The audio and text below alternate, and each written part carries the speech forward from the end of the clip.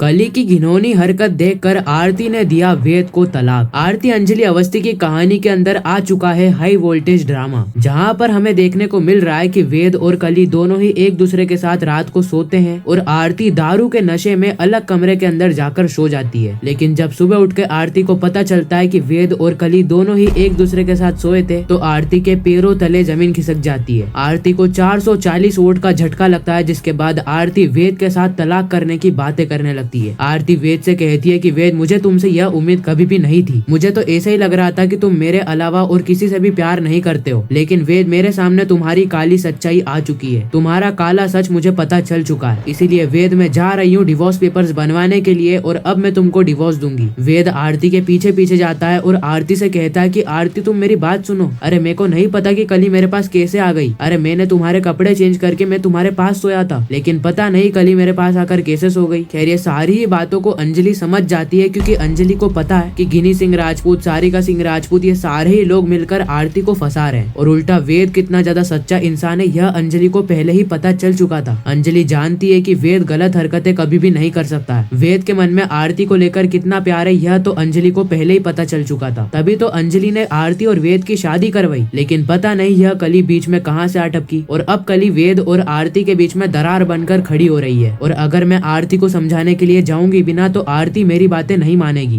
क्योंकि पहले ही आरती मेरे से बहुत ज्यादा गुस्सा है। लेकिन मुझे यह बात भी पता है कि आरती ने अभय को नहीं मारा है। अगर अभय जिंदा बच जाता है तो वह सारी सच्चाई बता देगा कि आखिर उसको किसने गोली मारी है, आखिर उसको गोली मारने वाला कौन है। लेकिन अगर अभय होश में नहीं आया तो अंजलि का पूरा ही खेल बिगड़ जाएगा। अंजलि को अभी किसी की जरूरत है तो वह है सिर्फ और सिर्फ अभय सिंह राजपूत, क्योंकि अभय अगर वापिस आ जाता है तो अभय राघव सिंह राजपूत को अपना महल दिलवा सकता है, एडवोकेट अंजलि अवस्थी को अपना लाइफ पार्टनर, और अंजलि अवस्थी की बहुत ज्यादा मदद भी करेगा।